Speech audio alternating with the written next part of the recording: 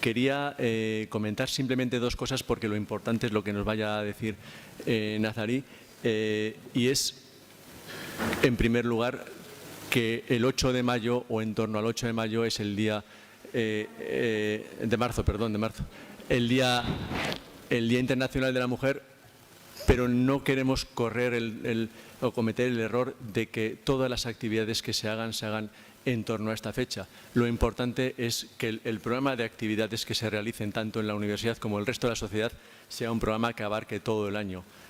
Y en segundo lugar, y me congratula decirlo, no hacer cada una la guerra por nuestra cuenta. Es muy importante la presencia aquí de autoridades que por suerte nos vemos con mucha frecuencia, lo cual significa que colaboramos mucho. Es muy halagador tener aquí a mi compañera Marisa de Asíes, con la que colaboramos durante todo el año, a Fouza de ACEM, con la que también hacemos colaboración constante durante actividades que hacemos. Y lo importante es lo que decía anteriormente, que la Universidad de Oviedo es vuestra casa, que es una institución pública y comprometida por la lucha de la igualdad entre hombres y mujeres también en la universidad, y que os invitamos no solamente a esta casa, en esta actividad de hoy, sino a todas las que se vienen realizando a lo largo del año en pro de la igualdad de género. Quería comentaros solamente una actividad que se va a realizar que va a iniciarse el próximo 7 de marzo, y es una exposición de humor gráfico que, bajo el lema Trazos por la Igualdad, pues en el Palacio de Santa Cruz va a exponer distintas viñetas de autores, entre los cuales está Forges, Sansón, de cómo han visto ellos la igualdad o la desigualdad de género. Con esto lo que queremos es, en primer lugar, despertar el espíritu crítico de la gente, pero despertarlo a través de la unión, no de la confrontación. Hombres y mujeres tenemos que estar unidos en pro de la igualdad, y creo que el hecho de ver aquí también a bastantes varones da prueba de ello. Repito, muchas gracias por estar aquí. Esta es vuestra casa, y cedo la palabra a Marisa León de Asíes para que presente a nuestros ponentes. Pues buenas tardes, bienvenidas, bienvenidos. Y lo primero, agradecer al anfitrión, a la Universidad de Valladolid, en su nombre César, que siempre tiene una mano tendida para temas de igualdad, desde su unidad de igualdad, y para la asociación de Asíes. Yo simplemente quiero, aparte de agradeceros vuestra presencia y daros la bienvenida, pues dar la voz a las personas a las que hemos invitado. Por una parte, a Fusia, en nombre de la entidad ACCEN.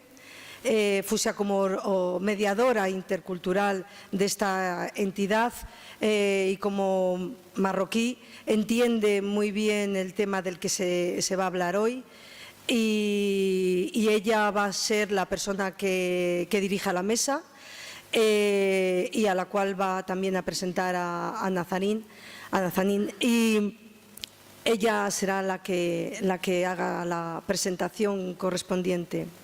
Por mi parte, simplemente comentar que Asíes es una asociación cuyas siglas son de Asociación Igualdad es Sociedad. Venimos desde el 2010 con carácter paritario, hombres y mujeres, mujeres y hombres, trabajando el tema de la igualdad, con una apuesta muy fuerte por incorporar a los hombres a este trabajo feminista, a este trabajo de lucha por empoderar a las mujeres, por prevenir y aislar la violencia de género. En esta línea, el año pasado contamos con Miguel Lorente como ponente para este entorno, para el 8 de marzo, en el entorno del 8 de marzo, y este año hemos querido dar un giro y traer pues a una persona excelente que nos va a transmitir y a dar una visión del entorno islámico, del entorno, de lo que se vive en ese entorno, ¿no? Y por nuestra parte, y como quien realmente tiene el protagonismo es Nazanín, pues damos la bienvenida y la palabra a Fusia y a Nazanín. Muchas gracias. Voy a ser breve y la voy a presentar directamente. Además, hoy Nazanin, hoy por hoy, es una figura en tema de igualdad y nos va a plantear unas cuestiones para reflexionar y para pensar.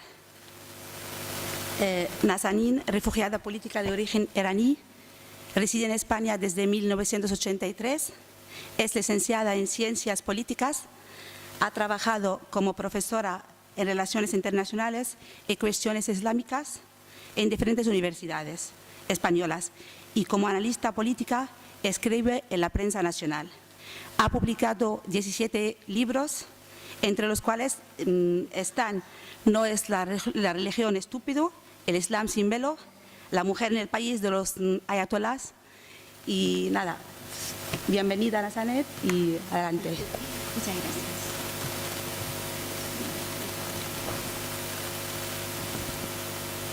Hola, buenas tardes. ¿Sí? Muchas gracias por estar aquí. Mil gracias a Marisa, su equipo, que han hecho un esfuerzo, no podéis imaginar, para organizar este acto, porque se había anunciado una huelga de Renfe para hoy y hasta pensamos venir en taxi desde Madrid hasta Valladolid para no desconvocar la charla.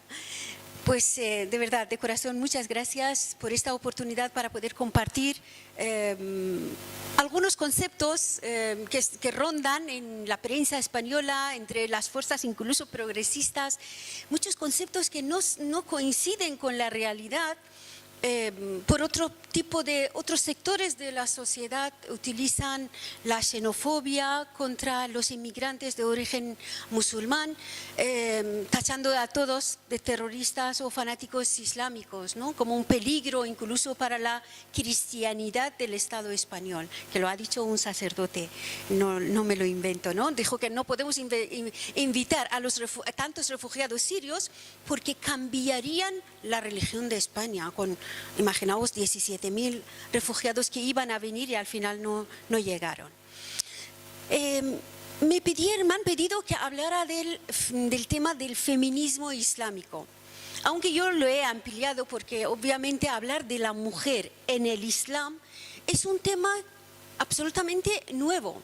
Hace, por ejemplo, 30 años, aunque han existido desde hace muchos siglos, los países musulmanes, las mujeres musulmanas, y ha habido emigración, pero nunca ha habido estas polémicas sobre los inmigrantes de origen musulmán y sobre la situación de la mujer en los países musulmanes. No ha habido tanto debate. ¿Por qué existe este debate? La situación de las mujeres en esta zona del mundo, en Oriente Próximo, yo me niego a hablar del mundo musulmán, ya os habéis dado cuenta. No hablo de Oriente Próximo, no hablo del mundo musulmán porque tal mundo no existe. Es un invento de la prensa. O sea, mi compañera y yo no tenemos prácticamente nada en común. Aunque ella es de origen también, ha nacido en una familia musulmana, pero ella es marroquí de África, yo soy persa de Irán, y no soy solamente iraní, soy persa de Irán, porque en Irán hay 12 nacionalidades diferentes, podría ser kurda de Irán y hablaría otro idioma que no fuera persa que hablo. Con ella me hablo en español, no en árabe porque mi idioma no lo es. Entonces, el tema de que es la cuestión de la mujer y de las inmigrantes, su velo y de las cuestiones que rondan sobre esto, sea de actualidad, no es por casualidad. Entonces, yo lo que he hecho, he llevado la cuestión en un contexto de por qué, qué hay detrás no del tema, sino de la presencia del Islam como fenómeno, como religión, como actor político y social. O sea, sí es importantísimo, porque no es por casualidad que de repente, los que trabajáis en las escuelas, en los institutos, os habéis dado cuenta que, por ejemplo, hace 15 años las niñas de orígenes de creencia musulmana no llevaban el velo. Y de repente, o hace 4 años, no llevan el velo y de repente se ponen el velo. ¿Qué ocurre? Y la cuestión del velo es una cuestión que es muy polémica. También he dedicado parte de la charla a los significados de los velos, porque hay mucha confusión, tanto en la administración como entre los periodistas, la gente de a pie, hay mucha confusión sobre la cabeza de la mujer. El título está muy bien porque la cuestión que me ha pedido Marisa, el feminismo islámico, son dos términos contradictorios que no se casan. El feminismo no puede ser religioso. Ninguna religión, sobre todo las religiones semíticas, el islam, el judaísmo, el cristianismo, en sus textos hablan de la igualdad entre la mujer y el hombre. Ninguna de estas religiones lo dicen. A la papelera es un error.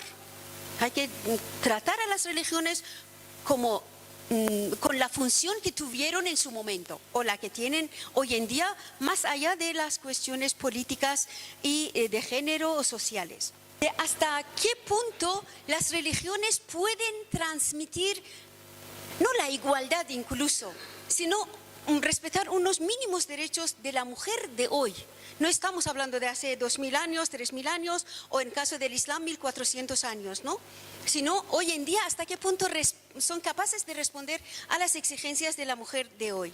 Mira, me parece que hace 3 años que falleció Fátima Mernissi, ¿os acordáis, no? La feminista marroquí. Ella tuvo mucho que ver, digo mucha culpa, responsabilidad quizás, tuvo que ver con este tema del feminismo islámico que la llevó a todos los foros internacionales. De hecho, ella se convirtió en la asesora de la ONU en cuestiones de la mujer del mundo islámico. Es que a mí me sorprendió que una mujer de su nivel, que era una magnífica escritora, hablara de la mujer del mundo musulmán, algo que no existe. O sea, no existe, igual que no existe la mujer del mundo cristiano. ¿Qué tiene que ver la mujer rusa con la mexicana cristiana, con la sueca, con la española? Ni a nivel de sus derechos, su desarrollo social, ni siquiera la forma de practicar o concebir la religión son iguales en estos países cristianos. Por lo tanto, hablar de la mujer musulmana es un error. Hablar de la comunidad musulmana en España es otro gran error y también luego comentaremos, es una importante trampa política. Las personas son de un origen étnico, de un país concreto, de un país que está situado en África, en Asia. Ah, ya viene. Bueno, ahora pues retrocedo. Vuelvo aquí y luego retomo el tema de... Sí, es la imagen anterior. Aquí. Volveré a hablar de por qué es un error. Muchas gracias. Es un error hablar de estas comunidades. Las imágenes que veréis, gran parte son de Irán, porque el feminismo islámico nace en Irán y muere en Irán también. Aunque luego aparece en España, en Francia, en Marruecos, en Egipto, se convierte en una bandera de las mujeres, de algunas mujeres destacadas de estos países, pero el feminismo islámico apareció en Irán en el año 1998, no, 89, y desapareció 5 o 6 años después porque no tenía salida. Ahora os cuento por qué. Mirad, estas imágenes ya veréis que son de Irán. O sea, Irán, sabéis que es un país con una historia de 6.000 años, más o menos 7.000 años, y gran parte de la historia de Irán es preislámica. O sea, Islam aparece hace 1400 años, pero nosotros, los egipcios, por ejemplo, los indios o los iraquíes, tenemos una historia mucho más larga que la historia posislámica. Y curiosamente, uno de las bases de los integristas, fundamentalistas islámicos, que han prohibido todas las culturas preislámicas, intentan, digamos, desacreditar y hacer desaparecer estas culturas. ¿Habéis visto este verano pasado, por ejemplo, las imágenes del Estado Islámico, este grupo terrorista, ¿no? Que es un grupo terrorista de mercenarios, de Estado Islámico es un nombre, es un grupo internacional de mercenarios que destruían los monumentos históricos de Irak y de Siria, los monumentos preislámicos, porque estos grupos, el fundamentalismo islámico considera que todas las culturas preislámicas son la que ellos dicen que quiere decir la era de ignorancia, por lo tanto la descartan. Esto tiene un efecto muy importante ahora, hoy en día, en todos los países musulmanes donde estos grupos actúan como grupo de presión o están gobernando. Ahora os contaré por qué. Mirad, esta es Irán. Irán hace 4.000 años celebraban, desde hace 4.000 años, hasta la llegada de los musulmanes a Irán, que es el siglo VII, se celebraba el día 24 de febrero, equivalente al 24 de febrero, el Día de la Mujer. Primer país del mundo que celebra el Día de la Mujer, y era el día que las mujeres expulsaban a los hombres de las aldeas y reinaban, hacían todo lo que les daba la gana. Todavía esta fiesta pervive en algunos pueblos de Irán, incluso ciudades grandes del norte del país. Esta fiesta desaparece, que estas son, veis, algunos objetos de hace 5.000, 6.000 años en Irán. Las mujeres eran diosas. Había mujeres ángelas. De hecho, la palabra ángel en persa en masculino no existe, solo existe en femenino. Para que luego veréis cómo ha cambiado todo como concepto, primero como concepto, luego como una realidad.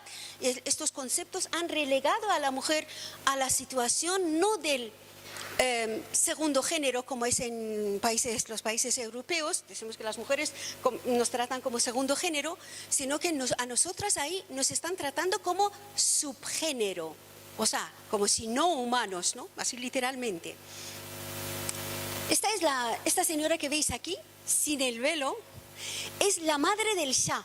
¿Os acordáis del Shah de Irán? ¿No? Era el segundo de Pahlavi, el hijo de Reza Pahlavi, que gobernó Irán desde el año 44 hasta el 79. Esta era su madre. Entonces el rey de Irán convirtió el día del 24 de febrero, esto lo eliminó, convirtió el día de su nacimiento como el Día de la Mujer. Pero vivió el 8 de marzo, que en Irán los círculos de grupos de izquierda iraní que aparecieron a partir porque Irán, sabéis que Irán es vecino de Rusia ahora, antes de la Unión Soviética, y había mucha influencia de la Revolución Soviética en Irán, en todos los países del entorno. Entonces en Irán se celebraba el 8 de marzo desde 1921-22, grupos de izquierda iraní. Pues eliminó este día, no se celebraba en clandestinidad, y convirtió el día de nacimiento de esta mujer como el Día de la Mujer en Irán. Luego, mirad, estas mujeres, esta foto, he recogido unas fotos para que veáis la diferencia incluso de vestimenta, que no es poca cosa, no es cuestión cultural, sino el cambio en la vestimenta de la mujer es uno de los símbolos de la conquista de los derechos. Estas son mujeres del primer comité de mujeres por la igualdad de 1924. O sea, para que vean, ahora ir así, hacerse fotografía así, es 75 latigazos y años de cárcel si vas así en público o publicas una foto tuya así, por ejemplo, en las redes sociales. Luego esta es Faradiva. Cuando muere la madre del Shah, pues el día de su mujer, nacimiento de su mujer, es el día de la mujer iraní, una mujer de un dictador, una mujer reaccionaria que era Faradiva. Una mujer que solo exhibía lujo cuando la mayoría de las mujeres iraníes estaban privadas de los más mínimos derechos humanos. Y había cientos de mujeres iraníes como presas políticas en las cárceles del Shah. Muchas de ellas fueron ejecutadas o murieron bajo la tortura. Cae el Shah y llegan los ayatolás. ¿Y qué pasa con el Día de la Mujer? No aceptan ni el día de 8 de marzo y convierten el día del nacimiento de Fátima, que es la hija del profeta Mahoma, como el Día de la Mujer. A ver, está bien, pero claro, Fátima representa una mujer ama de casa y una madre. Y esto, a ver, no es símbolo, no puede ser símbolo de la mujer iraní que trabaja, que estudia, que lucha, que es pilota. Entonces, pues han creado una situación tan esquizofrénica, porque las mujeres iraníes no celebran este día, solo son las instituciones, que el 8 de marzo, las iraníes han recuperado la celebración del 8 de marzo, el Día Internacional de la Mujer, en una batalla campal entre la policía y grupo de mujeres que se organizan en las plazas públicas con sus pancartas y reivindicando sus derechos. Antes de entrar a fondo en el tema, para que no hubiese confusión ni nadie se siente ofendido, quería aclarar varios conceptos que se confunden. Mirad, primero es el Islam. Islam es una religión como el cristianismo, el judaísmo. De hecho, el Islam es el judaísmo simplificado. Así. O sea, es gran parte de las leyes de lo que se llama la Sharia, que es el libro que explica las leyes del Corán, que es el desarrollo del Corán durante siglos, en un 90% es la Torah. Y las leyes judías, desde la lapidación hasta, por ejemplo, la ley de talión, que no existe en el Corán, la talión existe pero la lapidación no, se han recuperado desde las leyes judías, porque son hermanos, los árabes y los judíos son hermanos. Por lo tanto, Islam es una religión como las demás, pero además puedo decir que lo que es el Corán es más avanzado porque ha nacido más reciente en el tiempo que la Biblia, tanto antigua como nueva. Pues las leyes sobre la mujer son más avanzadas en el Islam, pero en el Islam, no en el mundo. Eso es muy importante porque el feminismo islámico, uno de los errores que comete, dice, la situación de la mujer antes del Islam era fatal, el Islam dio estos derechos a la mujer. Digo, pero ¿en qué parte del mundo? ¿En Japón, en Amazonia, en Persia o en India? No, en la península arábica. La situación de la mujer antes del Islam quizás era peor, entonces el Islam mejora aquella situación. Pero cuando trasladas estas leyes a los países que son conquistados por el Islam, como Persia, que las mujeres tenían muchos derechos, esto es un retroceso. Lo era antes, lo es ahora más, ¿no? Por lo tanto, el Islam hay que mirarlo como una religión que nació en su tiempo y en un tiempo concreto, en un lugar concreto para responder a unas exigencias concretas. Luego tenemos la palabra musulmán. Musulmán es como el cristiano, el judío. Puede ser practicante o no. De hecho, la mayoría de los musulmanes del mundo, porque uno nace musulmán, en el Islam no existe el bautizo, no son practicantes, porque la vida capitalista acelerada de hoy no deja sitio para Dios. La gente ahí también, en todos los países musulmanes, quieren tener una casa, llevar a sus hijos a los mejores colegios. O sea, esta vida de ir a por una vida materialmente mejor, prácticamente reduce el espacio de la espiritualidad. ¿Y qué ocurre? Un musulmán, la mayoría de los musulmanes del mundo no son practicantes porque no pueden serlo. Pero la palabra islamista quiere decir la extrema derecha islámica. Y es muy importante distinguir estas palabras. Estos grupos que gobiernan, por ejemplo, Tayyip Erdogan, el presidente de Turquía, es de la extrema derecha islámica. Los ayatolás de Irán lo son, los jeques saudíes lo son.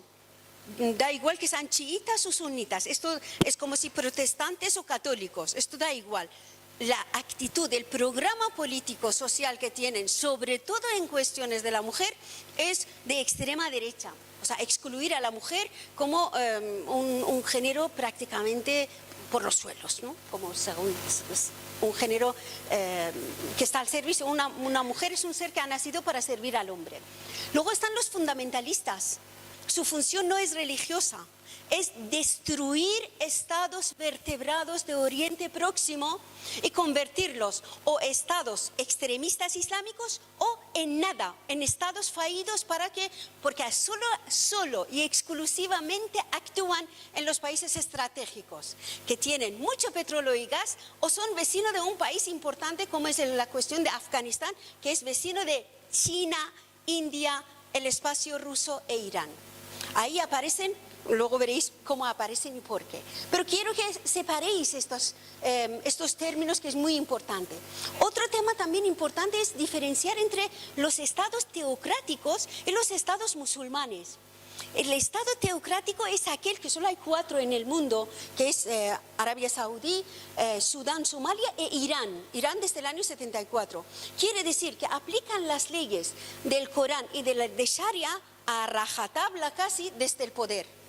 El resto son países musulmanes como Marruecos, Argelia, Malasia, Tayikistán y otros que aplican ciertas normas del Islam dependiendo de qué terreno, dependiendo del grado de desarrollo social, político del país. Por lo tanto, no todos los gobiernos de los países musulmanes son teocracias, ¿eh? Esto es importante tenerlo en cuenta. La imagen que hay de la mujer musulmana es esto. ¿Cómo es una mujer musulmana? Es una mujer que lleva el velo. Cuando el 99,9% de las mujeres musulmanas del planeta no llevan el velo. No se cubren la cabeza con lo que se llama el velo, ¿no? Luego veréis que la prenda que cubre la cabeza de las mujeres en este espacio geográfico tiene otros sentidos. Estas son, por ejemplo, dicen, las mujeres iraníes llevan el chador, que es esta sábana larga que ponen sobre su cabeza. Aquellas son mujeres representantes de Arabia Saudí. Estas son iraquíes. El burka lo llevan las mujeres afganas. Cuando hace 40 años las mujeres afganas no llevaban el burka. Hace 60 años tampoco. Solo un grupo étnico de Afganistán, que es un país de 20 millones de personas. O esta foto que es Yemen. Pero es curioso que Yemen, esta foto es una foto muy bonita que ganó el premio de la mejor foto del mundo de Samuel Aranda, el fotógrafo español. Pero saca esta foto en la primavera árabe de Yemen. Dices, pero esto es Yemen, pero en Yemen, la parte sur de Yemen gobiernan los socialistas. ¿Cómo es posible que las mujeres lleven esto? Cuando las mujeres van con la foto de Che Guevara en las manifestaciones del sur de Yemen. ¿Por qué sacan esta foto para decir que, mira, en Yemen y en todos los países musulmanes las mujeres llevan el velo? Y por lo tanto, si llevan el velo hay que respetar su cultura. Esto no es así. El velo es el velo. Estos son velos. No tiene nada que ver luego con pañuelos, con sarís. Esto es el velo y es la bandera de la extrema derecha islámica. Y esta es una prenda impuesta a las mujeres. Y tiene muchos significados que pisotean, todos sus significados pisotean los más elementales de los derechos de la mujer. Es, por ejemplo, dicen que mirad, esta foto, ¿sabéis de dónde de dónde es? No podéis ni imaginaros de dónde es. La de abajo. De Afganistán, ¿no? Es burka. ¿No? Tampoco. Israel. Exacto. Esta prenda, el burka, es una prenda judía, prácticamente sale en la Biblia, que dice que las mujeres judías creyentes, practicantes, no deben ni aparecer su cara, cuando en el Islam permite la cara, las manos y nada más, ¿no? Por eso las mujeres musulmanas dejan fuera la cara.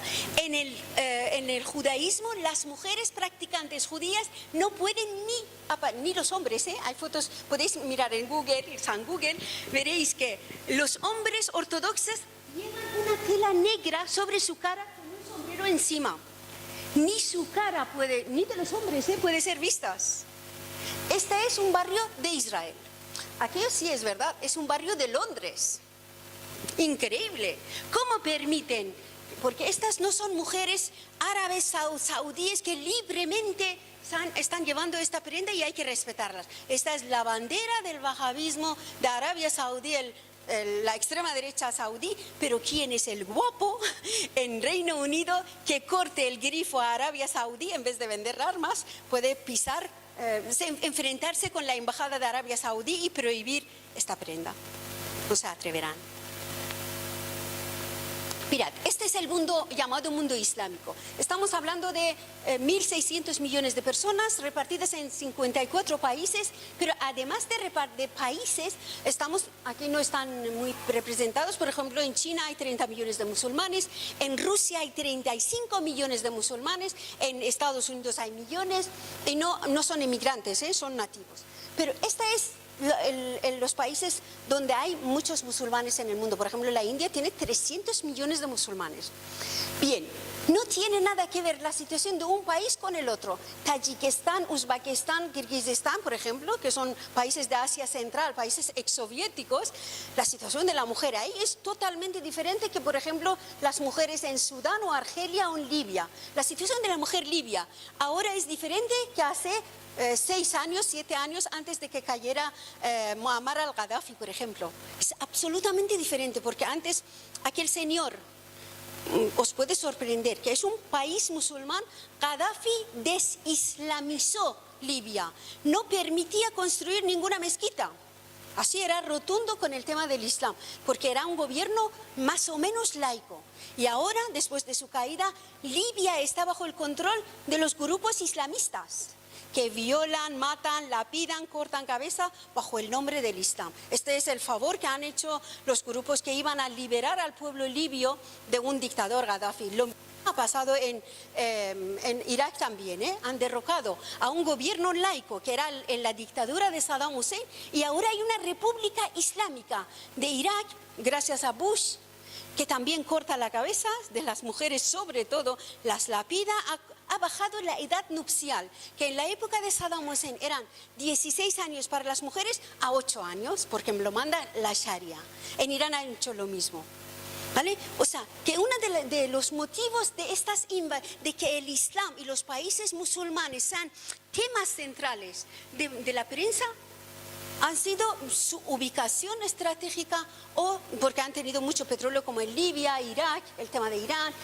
Y ir a liberarles de un dictador solo ha sido un disfraz para destruir un Estado, ocupar su país y además entregarlos a los más retrógradas, a los sectores más retrógradas del país, que han sido las fuerzas islamistas. Cuando pensamos en los países musulmanes, no pensamos, por ejemplo, en Indonesia, que es el primer país musulmán del mundo. El país con más habitantes musulmanes del mundo es Indonesia, tiene unos 300 millones y 200 millones son musulmanes. Directamente pensamos en Oriente Medio. Países musulmanes, gente musulmán, Oriente Medio. Y no es por casualidad, porque los medios de comunicación nos dirigen a este espacio, que tiene dos características concretas. Que aquí está, en esta zona, está el 65-70% de todo el petróleo y gas del planeta. Y segundo, que aquí están las dos superpotencias que no son Estados Unidos, está China y Rusia. Todos estos acontecimientos que vemos, los integristas islámicos de Irak, de Irán, de Siria, de Libia, están por esta zona. Luego me explico por qué existe esta propaganda contra el Estado Islámico, un grupo inventado, enviado a estos países para destruir estados.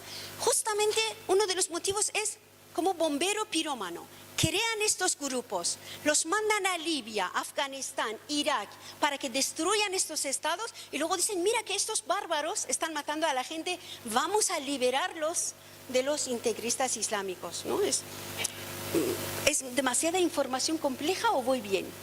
¿Sí? Voy bien, vale. Luego me ampliaré la información. No sé que son informaciones que a veces pueden sorprender, que de dónde sacas que los grupos terroristas no son grupos islamistas, sino un ejército de mercenarios, simplemente, que dependiendo del escenario donde tienen que funcionar, cambian, como un teatro, cambian de nombre. En Afganistán se llaman así, en Irak se cambian de nombre, en Libia, en Siria, pero son los mismos grupos. Mirad, el mundo islámico no existe. No existe porque esta señora que va en topless es de un país musulmán, es de Indonesia. Y no pasa nada. Y no es la única que va así. En mi época, en Irán, en los años 70, antes de la caída del Shah, en las costas del mar Caspio, las mujeres iraníes iban en topless.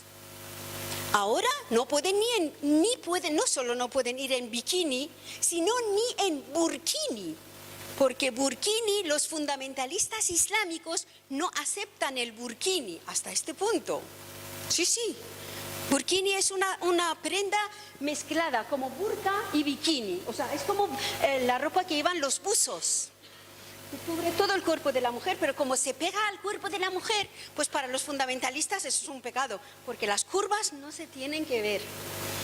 Esta chica es de Túnez, un país musulmán, pero va así. Pero luego querían los fundamentalistas de Túnez, porque en los países musulmanes también hay de todo. Hay fundamentalistas que mandaron a matarla, y luego esta fue campeona de maratón hace unos 10 años. Entonces los tunecinos se echaron a la calle porque fue ganador de una medalla de oro. Para los tunecinos, musulmanes o no musulmanes, fue un orgullo nacional que una mujer de su compatriota ganara esto. Esta señora es de Pakistán, la de ojos azules con estos adornos, porque la mayoría de los países llamados musulmanes del mundo son multiétnicos. De hecho, ahora estábamos hablando con Fusia, no sé si pronuncio bien tu nombre, que de estos 1.600 millones de musulmanes que hemos dicho, los árabes son una minoría de 20%. La mayoría de los países, de la población, grupo étnico principal de los países musulmanes son los malayos. Luego están los persas, luego están los kurdos, también los árabes y luego baluches, afganos, pakistaníes, no son árabes. Ni hablan árabe, ni entienden el árabe, ni han leído el Corán en árabe. Y las traducciones del Corán que hay en estos idiomas son horribles. Porque claro, traducir es un trabajo muy difícil. Yo soy traductora jurada de persa-castellano y a pesar de que persa y castellano son dos lenguas indoeuropeas, tú tienes que, para traducir de una lengua, un texto religioso, tienes que dominar la cultura del origen. Mirad, estas fotos, esta foto de arriba es de Egipto, una playa de Egipto en los años 50. Porque en los años 50 en Egipto había un gobierno, entre los 50 y hasta los 57, Gamal Abdel Nasser, un gobierno de los oficiales socialistas, el nacionalismo árabe que era socialista, gobernaba en Irak, en Siria, en Libia y en Egipto. Y ahí estos oficiales, eran militares la mayoría, intentaron desislamizar las leyes más, digamos, subdesarrolladas del Islam. Esta es playa de Egipto. Esta es Irán, esta también es de Egipto y aquella es de Irán de los años 60. Y ahora es imposible ver estas imágenes y parece, ¿cómo es posible este retroceso? Esta es Libia. Lo que hemos dicho sobre Libia, estas son las mujeres libias, estas... Y ahora y Libia se ha convertido en el principal mercado de esclavos del mundo. Decenas de miles de mujeres que huyen del hambre o de las guerras de África y van a Libia para poder venir a Europa, son violadas y violados, también los hombres. Y muchos están siendo, digamos, vendidos en los mercados de esclavos, pero de esclavos de verdad, no es un eufemismo. Y esto es liberación, ¿no? Nos han dicho que les iban a liberar. Estas mujeres, por ejemplo, estas mujeres de arriba, ¿sabéis de dónde son? Palestina. Sí, porque habéis visto la foto. Vale. Son mujeres palestinas. Hoy es imposible ver una mujer palestina así, porque se atreverán más o menos, quizás en la zona de franja de Cisjordania, pero en Gaza, que sobre todo ha estado Hamas, es imposible verles así. Porque muchas veces les intimidan, no se les distribuye comida, alimentos, agua o no se les deja trabajar. O sea, hay unos medios, digamos, sutiles para obligarles a someterse a sus leyes. Estas son mujeres palestinas de los años 50, 60. Aquella foto es de Afganistán. Esta mujer era una ministra del gobierno democrático de Afganistán, porque aunque hoy Afganistán, después de ser liberado, se llama República Islámica de Afganistán, antes se llamaba República Democrática de Afganistán y tenía un gobierno socialista y las mujeres podían ir como querían, podían estar en las universidades, trabajar.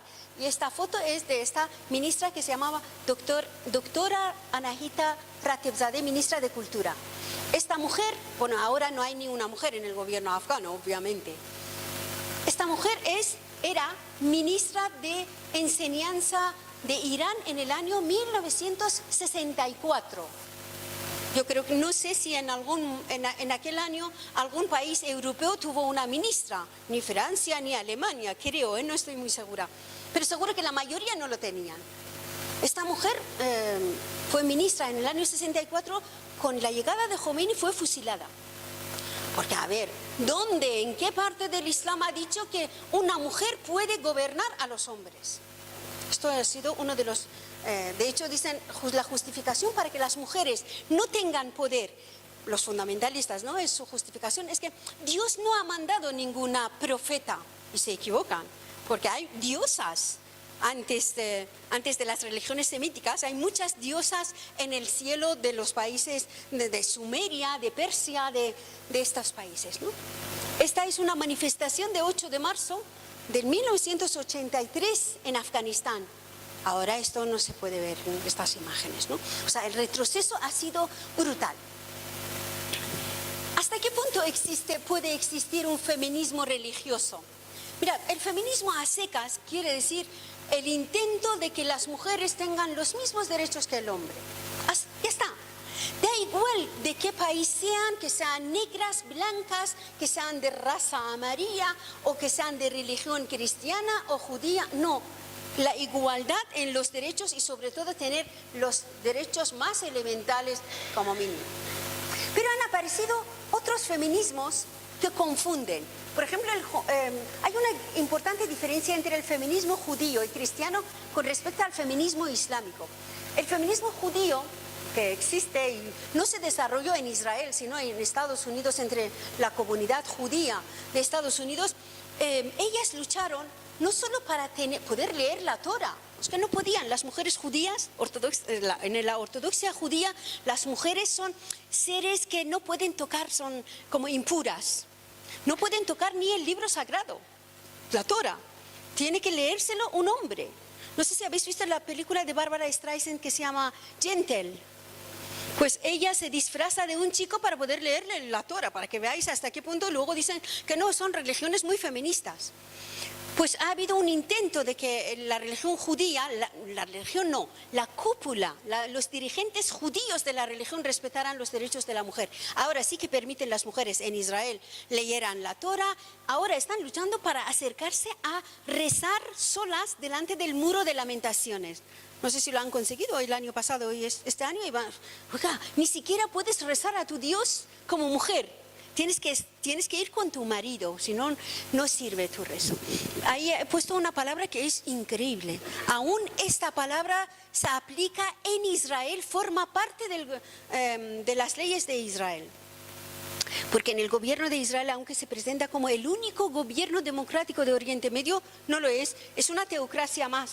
Porque en el Parlamento, en Knesset, Parlamento de Israel, hay un grupo de rabinos que controlan todas las leyes que va sobre la mujer y la familia. Lo boicotean o vetan ellos. Hay una ley que se llama Agnut. Y es que, por ejemplo, sabéis que en el Islam y en el judaísmo existe el divorcio. Al contrario del cristianismo, el matrimonio no es una cosa sagrada, ¿no? Es una cosa terrenal. Pero han puesto 100.000 pegas para que las mujeres no puedan, no puedan separarse. Pueden ser repudiadas fácilmente con pronunciar solo una palabra. El marido puede echar a la mujer de casa sin sus hijos. Pero ella tiene 100.000 barreras para que al pedir el divorcio, este divorcio se efectúe. Una de ellas es agnut, y quiere decir encadenada. En la ley judía, para el divorcio, el hombre tiene que estar presente en el juzgado. Si no está, la mujer no puede separarse. Entonces, muchos hombres que se van de viaje, o emigran incluso de Israel, va a Estados Unidos y no vuelve. Él tiene derecho a casarse otra vez, pero ella no puede volver a casarse nunca. Entonces, como hay mucha población judía, es moderna, vienen de otros países europeos, tal, entonces se juntan con un hombre, incluso tienen hijos. No pueden registrar a sus hijos en un registro civil normal. Tienen que registrarlos en la lista de los hijos bastardos. Pero es más, los hijos bastardos solo pueden casarse con los hijos bastardos, no con una persona libre. Bueno, esto no sale en la prensa porque no hay que hacer propaganda contra Israel, eso es malo. Solo se puede hacer contra Venezuela y contra Israel. Eso es otra cosa, ¿no? Eso está permitido. Esta ley existe hoy en Israel y no se ha anulado. Una parte de la lucha de las mujeres israelíes es separar esto. En caso de las mujeres cristianas como tales luchan para que el Papa, aunque es jesuita y es buena gente, ¿no? Aparece así, pues que permita el sacerdocio femenino. Mira, que hasta habla de la homosexualidad en la iglesia, pero no permite que las mujeres tengan los mismos derechos como hombres en la iglesia. O sea, hay una barrera más grande para las mujeres que para los homosexuales para quienes en la Biblia hay penas muy duras. En caso de las mujeres islámicas, musulmanas, hay una diferencia importante. Como en la mayoría de los países cristianos no gobierna la iglesia, sino es un gobierno civil, entonces la lucha de las mujeres tampoco va dirigido a pedir participar en la iglesia. Sin embargo, en los países musulmanes, por un lado, y luego en los países europeos, donde se está dando mucho espacio al feminismo islámico, cada 2 por 3 se celebra un congreso con la financiación pública para que las mujeres musulmanas progresistas hablen del feminismo islámico, porque suena fenomenal. Pero no saben lo que significa. Para que haya un feminismo islámico debe haber un gobierno teocrático. ¿Me explico? O sea, para que yo pida que en España se respete al feminismo islámico, ¿esto qué quiere decir? Quiero decir que se aplique la interpretación progresista, pero se aplique como ley la interpretación progresista que yo haré del Islam en las leyes españolas. Por ejemplo, se legalice la poligamia, se legalice poliginia, perdón, porque poligamia es que tanto hombre como la mujer tengan derecho a varias parejas. No. El Islam, la religión, solo permite poliginia, que el hombre tenga varias esposas, no que la mujer tenga varios esposos, ¿no? Que sería poliandría. O que las niñas de 7, 8, 10 años puedan casarse, puedan ser casadas. Esta forma parte de las interpretaciones de las leyes islámicas. Por lo tanto, si yo pido respeto al feminismo islámico, primero debe haber en España leyes españolas islámicas para que se aplique no la interpretación fundamentalista, sino progresista, que no existe. No existe tal interpretación progresista de las leyes del Islam por una razón muy curiosa. A ver, eso no quiere decir que no haya musulmanes progresistas, ¿eh? Son dos cosas diferentes. Los musulmanes progresistas existen, pero las religiones no pueden ser feministas. Son dos cosas diferentes. Y por una razón muy concreta. Mahoma es el único profeta entre los 3 profetas semíticas que toma el poder. Él tiene un periodo que es predicador, que es la primera parte del Corán, que habla de la igualdad, de justicia, pero hay un momento que él toma el poder, que es cuando está en Medina, y empieza a aplicar leyes. Y todas estas leyes son tan claras y rotundas que no dejan lugar para ninguna interpretación diferente, ¿no? No quiere decir, no, es que cuando dice que a una mujer infiel hay que pegarle 75 azotes, latigazos, es que lo dice, eso no necesita interpretación, ¿no? Me refiero a este tipo de leyes. El hambre en el mundo y en los países musulmanes, por ejemplo en Bangladesh, en Sri Lanka, ¿qué plan tiene el feminismo islámico para hacer de esa? Porque las feministas laicas tenemos muchos planes, para el ecologismo, para las leyes, para todo. No hay, solo hablan de por qué hay que poner el velo, y el velo no impide ser progresista. Es el único, esto no es el problema de las mujeres en el mundo, el llamado mundo musulmán que tienen ahora. En este momento hay 7 guerras abiertas en Oriente Medio. Oriente Próximo, está en Afganistán, desde hace 42 años hay una guerra en Afganistán y continuará al menos 2 o 3 décadas más. Justicia en el reparto. Oiga, que yo como más que el hombre porque soy más pequeñita, o tengo menos derecho, por ejemplo, a tener una pensión que un hombre porque es más grande, más alto o más fuerte. ¿No? O que él no pare y yo paro, ¿eso qué es? ¿No? Es de diferencias en los derechos, pero no solo es esto. El velo representa una serie de falta de derechos que va muchísimo más allá que una prenda religiosa. ¿Paso de esto? Este es el Oriente, porque quiero contextualizar de cómo han aparecido, cómo estos grupos fundamentalistas islámicos han tomado el poder en nuestros países. No ha sido por casualidad, ni nosotros, la población de estas zonas, los hemos elegido. Estas personas, todos son hombres obviamente, gobernaron en los países más importantes de Oriente Medio y también de Asia, algunos, en los años 50, 60, y ninguno era islamista. Por ejemplo, este es doctor Mossadegh, que es como si fuera Salvador Allende, iraní de los años 50, quien nacionalizó el petróleo. Le están deteniendo porque hay un golpe de Estado de la CIA. CIA hizo un golpe de Estado en Irán en el año 53 porque él nacionalizó el petróleo y expulsó a las multinacionales petrolíferas fuera. Hicieron un golpe de Estado contra él, le detuvieron, eliminaron a miles de fuerzas progresistas y devolvieron al Shah y Soraya al poder que se habían ido. Y este señor no era religioso. Jamal Abdel Nasser no era religioso en los años. Ahora hay un gobierno semireligioso en Egipto, aunque es un general al-Sisi, pero prácticamente todas las leyes del Estado egipcio, el Código Penal, el Código Familia, son leyes islámicas. El Sukarno de Indonesia fue asesinado y después llegó un gobierno semi-islámico. Ahora, gran parte de... O sea, Indonesia es uno de los países, ya veréis próximamente en las noticias, donde el Estado Islámico se ha trasladado a Indonesia para también arrasar ahí y convertir el Estado indonesio en un Estado fundamentalista.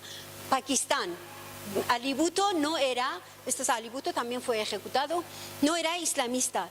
Saddam Hussein no era islamista. Ahora en Irak hay un gobierno islamista. Este es George Habash, palestino.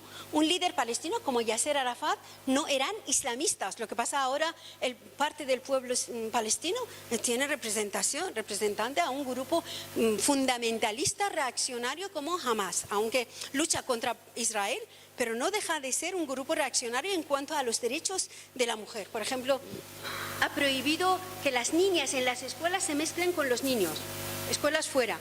O sea, hay muchas leyes que, por ejemplo, han bajado la edad nupcial a 8 o 9 años, que es la ley de Sharia, ¿no? Prácticamente es pedofilia.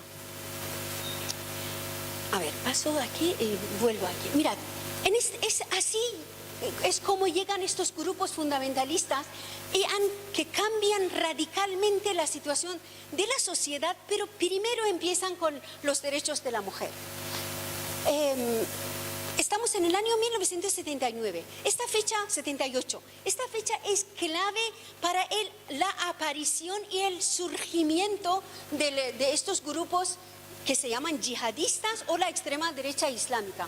Esta foto que veis en el medio es la Casa Blanca, es el despacho oval, está en el fondo está Ronald Reagan y los que están alrededor son los yihadistas de Afganistán, que luego irán a Libia, luego irán a Irak y ahora están en Siria, son los mismos, ¿eh? El grupo es el mismo. Les había invitado a la Casa Blanca porque tenía que negociar un gasoducto que tenía que pasar por Afganistán, que se llama el gasoducto transafgano. Como no vamos a hablar de la geopolítica, solo como una referencia. El año 78 es el año que unos años antes Estados Unidos había perdido la guerra de Vietnam, también antes la guerra de Corea, ¿no? Estados Unidos empieza a perder en la década de los 70 una serie de zonas de influencia a favor, digamos, de la Unión Soviética. Estamos hablando en el contexto de la Guerra Fría. Entre estos países está Nicaragua. ¿Os acordáis de los sandinistas? El año 78 los sandinistas toman el poder. ¿Y qué hace Estados Unidos? Financia un grupo que se llama los Contra, es un grupo terrorista que les paga además con el dinero del narcotráfico, esto se llama Iran Gate, aparece ahí para derrocar a los sandinistas. El año 78 en Afganistán, este es Afganistán. El 78 la izquierda afgana toma el poder, hacen un golpe de Estado, los militares toman el poder. La importancia de Afganistán es que es vecino de la Unión Soviética. Estamos hablando en la Guerra Fría. Estados Unidos y Arabia Saudí financian a estos grupos yihadistas, los llevan de Pakistán a Afganistán y arrasan los pueblos, violan sobre todo a las mujeres y niñas y les matan y aplican las leyes más bárbaras como la lapidación, la ley de Talión. Es año 78. El año 78 en Irán, otra frontera con la Unión Soviética, los iraníes hacemos una grandiosa revolución contra uno de los dictadores más férreos de aquel momento, que es el Shah. Vale, aquí 30 millones de personas durante un año ocupamos las calles para deshacernos de un dictador sanguinario como es el Shah. Claro que Estados Unidos jamás permitiría que en un Irán que es la primera reserva del gas del planeta, la tercera reserva del petróleo del mundo. Además, comparte esta frontera con la Unión Soviética y las fuerzas de izquierda iraní eran muy poderosos. De hecho, llegaron 2 veces al poder en la zona de Kurdistán y Azerbaiyán de Irán en los años 50, 40, que aquí se les escape de las manos. ¿Y qué hicieron? Al no tener una alternativa al Shah, hablaron con Ayatollah Khomeini, le llevaron a París, de Irak, que estaba exiliado en Irak, le llevaron a París, llegaron a un acuerdo con él y le devolvieron a Irán con un Air France. Esto en la época de Giscard d'Estaing, ¿no? Como si fuera Sarkozy, del partido de Sarkozy. Una vez que Estados Unidos se asegura crear un cinturón verde del Islam, del fundamentalismo islámico, porque ¿qué une a los fundamentalistas a Estados Unidos? ¿Qué les une? A un fundamentalista religioso, cualquier religión. En este momento es su anticomunismo, ¿no? Entonces, es como aquí nacionalcatolicismo. Mantuvieron a Franco durante 40 años del poder por la geopolítica, no por otra cosa. Aquí les llevan al poder para ser una barrera a la Unión Soviética. Pero no solo hace esto con los fundamentalistas islámicos, utiliza el fundamentalismo cristiano para hacer lo mismo. En otra frontera de la Unión Soviética, en Polonia, Estados Unidos empieza a financiar a Lech Walesa. ¿Os acordáis de él? Del Sindicato de Solidaridad de extrema derecha católica. Entonces, porque Polonia es el eslabón más débil del espacio soviético, pero hace otra cosa aún más importante, que es colocar en el Vaticano a un papa polaco, que es el papa que colaboró con la CIA para destruir la Unión Soviética. Esto es titular del país del año 99 con los documentos desclasificados. Esto significa que la extrema derecha religiosa, sobre todo antimujer, aparece como un factor geopolítico en nuestro espacio. No es que nosotros hayamos hecho una revolución islámica, que es un término inventado. Ninguna revolución del mundo es religiosa. Nunca 50, 40 millones de personas se echan a la calle jugándose la vida para pedir más espiritualidad. Todo el mundo, mira, ahora las calles de España se llenan de pensionistas. ¿O no? Nunca es, aunque pueden ser muy cristianos, no tiene nada que ver. Se juegan la vida, su tiempo, para pedir 2 euros más en la pensión.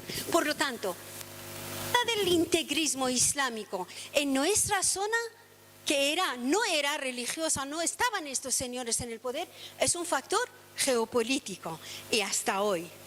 Y ha dado tantos frutos magníficos que no se le va a soltar, ¿no? Ese es Afganistán. Estos son los yihadistas afganos cuando hayan derrocado ya el gobierno democrático de Afganistán. Así pegan a las mujeres. No he puesto las escenas más terribles de lapidación, de violaciones. Lo que pasa, claro, para que veáis hasta qué punto nos manipulan, aquella señora es Emma Bonino, la eurodiputada magnífica, progresista, sin quitarle el valor, de verdad, italiana. Lo que pasa, ella cayó en esta trampa de que, vale, ahí están los medios de comunicación occidentales, pusieron el foco de que en Afganistán hay un grupo terrorista, se llama yihadistas afganos o talibanes, que están pegando a las mujeres, matándoles. Vamos a salvar a las mujeres afganas del burka. Mentira. Aún hoy las mujeres afganas tienen que llevar el burka, son lapidadas, son golpeadas y cerca del 60% del país está bajo el control del talibán, a pesar de que en Afganistán hay en este momento 200.000 soldados de la OTAN. Es que están ahí no para quitar a los talibán del poder, sino para crear bases militares en Afganistán, que es el país más estratégico del planeta, es Afganistán. No hay país más importante que este.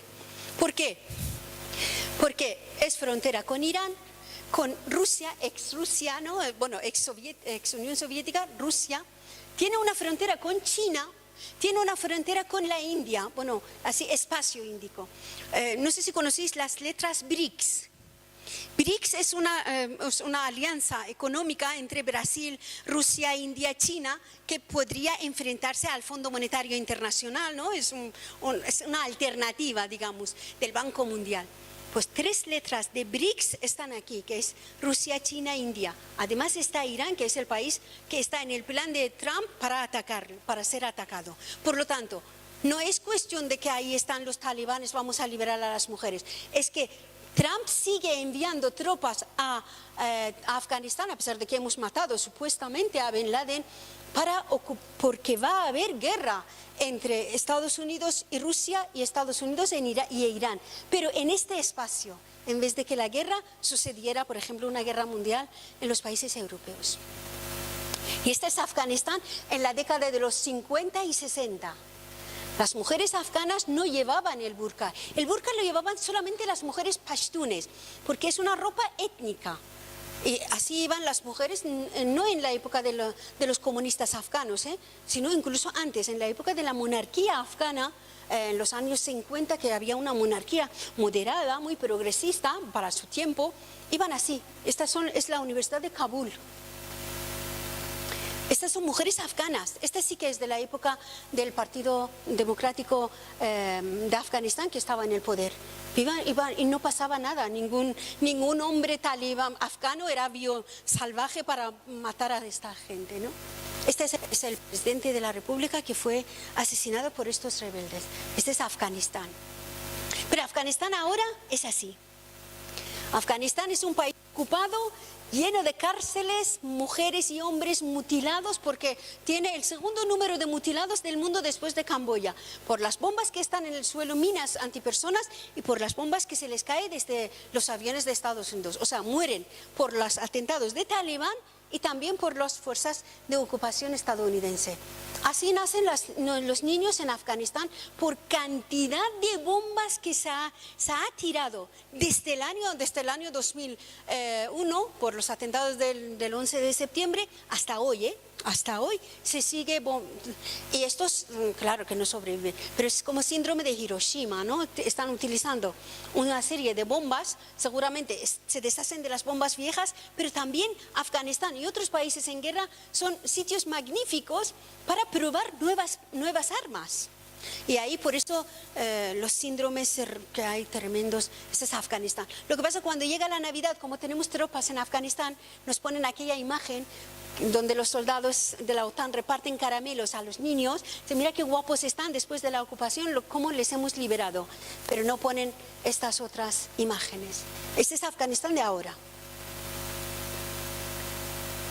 Estas son violaciones colectivas de los soldados británicos ahora en Afganistán. He borrado las imágenes. Esta es una cosa increíble que, mira, uno piensa que ya ha visto todo el tipo de violencia contra la mujer, pero esta es subasta de una mujer en Afganistán. Pero subasta, no es la trata de mujeres que les meten en una furgoneta, no, directamente ya hay democracia en Afganistán. De hecho, los gobiernos europeos, por ejemplo, Alemania, no acepta la solicitud de las refugiadas y las refugiadas afganas porque dice que en su país ya hay una democracia. Y así están subastando a una mujer. Y no forma parte de su cultura. Si no, esta chica no taparía sus ojos si fuera algo habitual. Este es Irak. Irak, antes vivían así las mujeres, ahora están así. Porque ahora hay después de la ocupación de Irak por Estados Unidos, mira, ha llegado a un acuerdo con el chiita, el ayatollah chiita. Por eso yo no estoy en favor de que cuando dicen, mira, en España o en el mundo occidental hay una islamofobia. No es verdad. Justamente al contrario, Estados Unidos, donde ha derrocado un gobierno en Oriente Medio, ha sido un gobierno laico y lo ha sustituido por un gobierno islamista, no musulmán, islamista me refiero a extrema derecha islámica. Y aquí es un ejemplo. Ahora Irak se llama República Islámica de Irak. Y esta es la realidad de la época democrática de Irak. Han entrado los soldados en una casa, han atado a las niñas y los niños así, les violan. Hay una película de un estadounidense que se llama Directed. redactado, ¿no?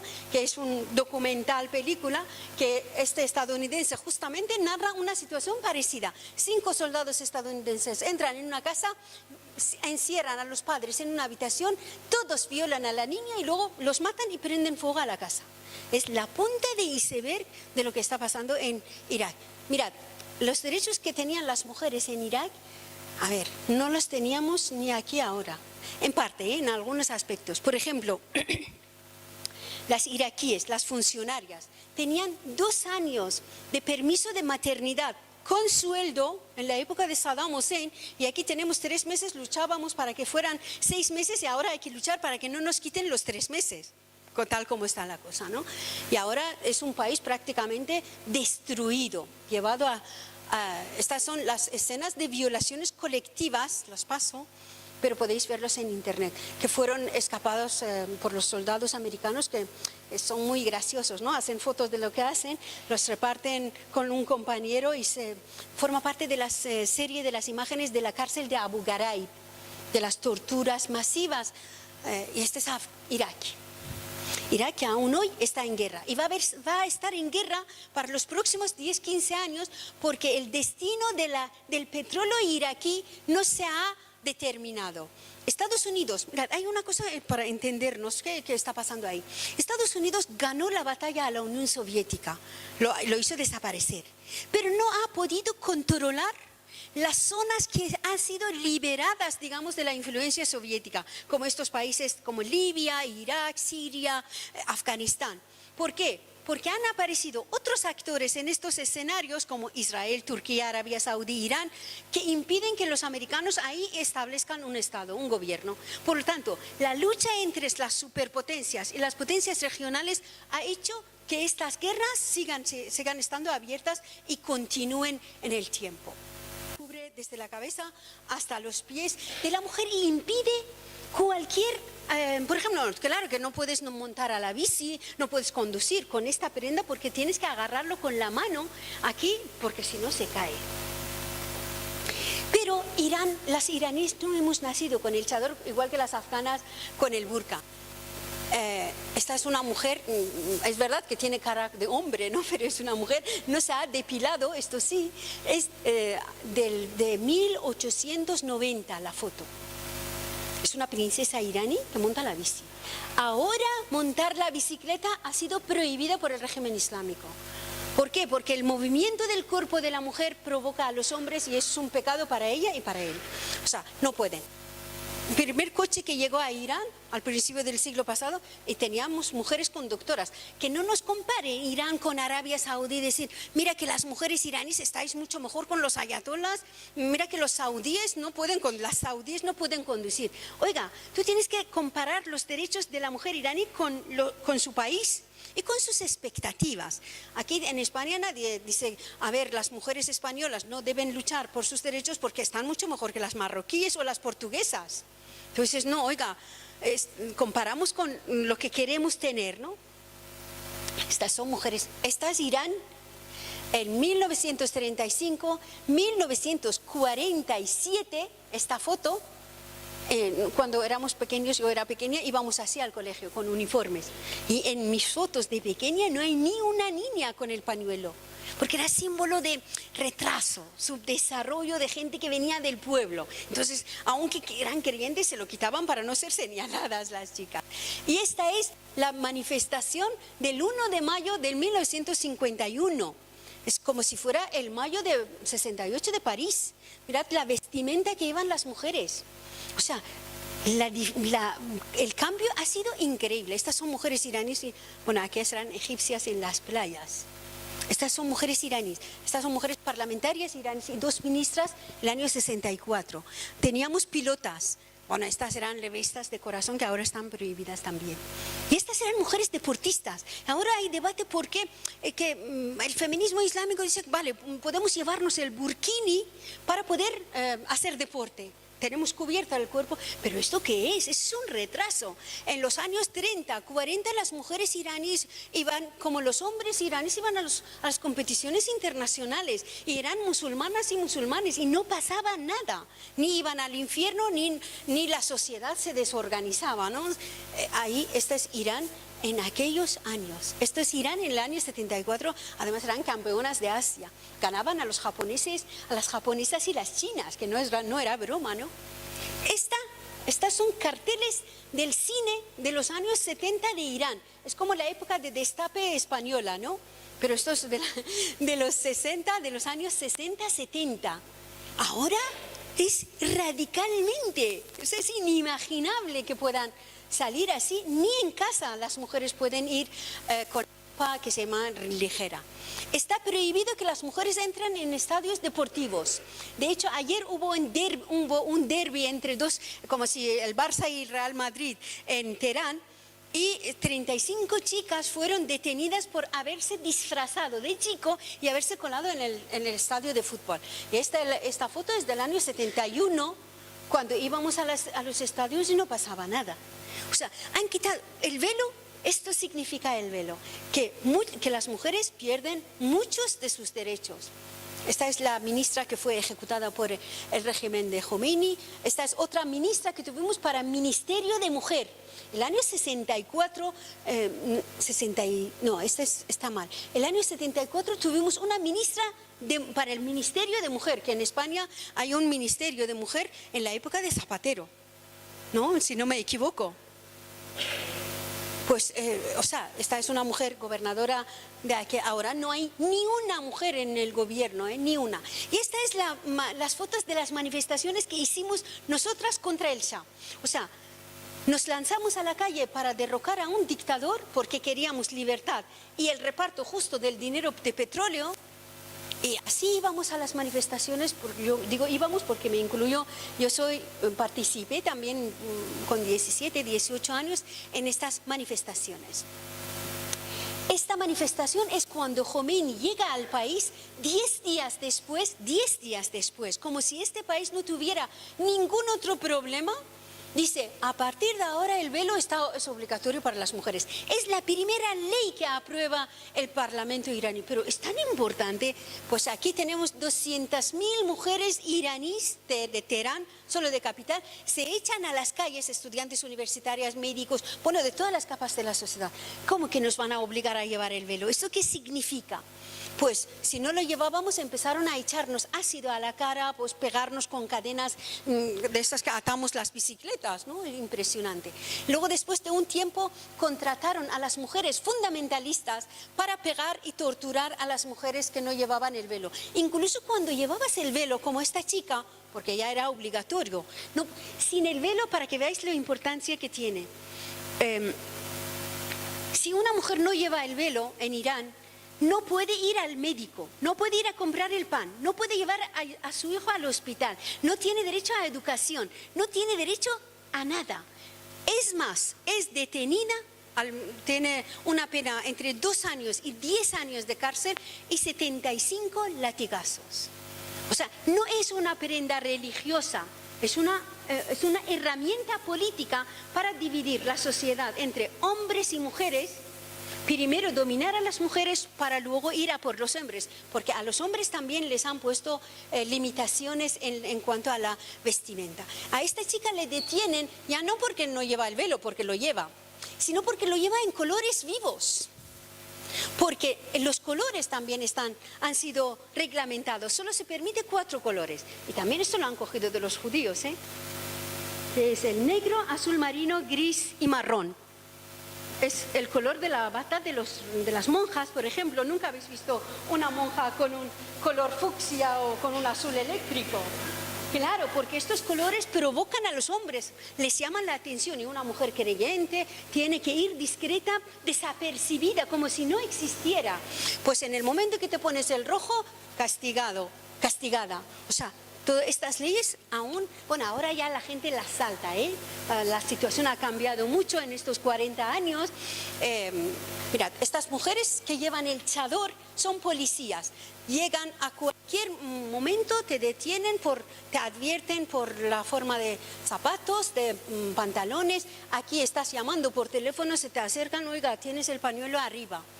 Y ahora sabéis que, no sé si habéis leído en la prensa, hay un movimiento enorme, enorme por lo valiente, de las chicas iraníes que suben a un poste en la calle principal de la calle, se quitan el pañuelo, lo agitan con un palo para quitar el velo. Y el régimen es curiosísimo.